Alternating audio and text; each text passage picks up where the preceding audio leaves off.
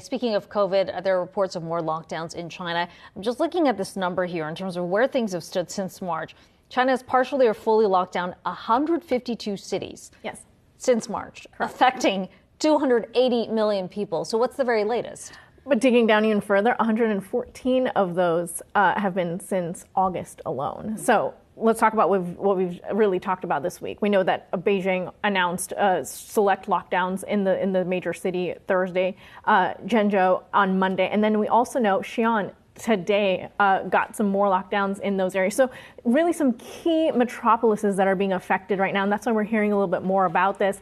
But it's important to note that it's not entire lockdowns for the most part, and that's what's different this time around. We know that previously we'd seen really major district-wide, city-wide lockdowns, but the impact has been, that we've seen a struggle, right, for the country in terms of being able to plan. They've been switching announcements.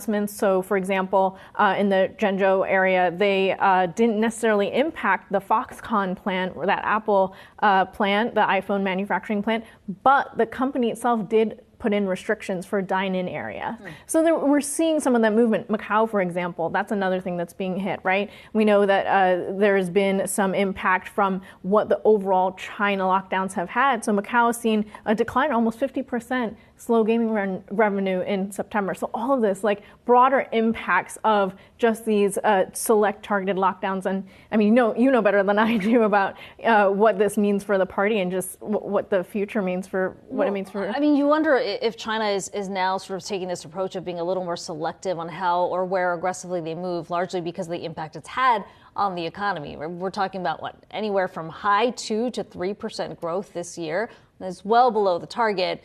You get the sense from the party Congress they've sort of accepted the slow growth, but any further slowdown, you'd imagine, would still be a big concern. It would be. I mean, this is impacting port cities. This is impacting transportation. It's all going back to the question of where does the world's maker, right, manufacturing hub, stand when it comes to continuing.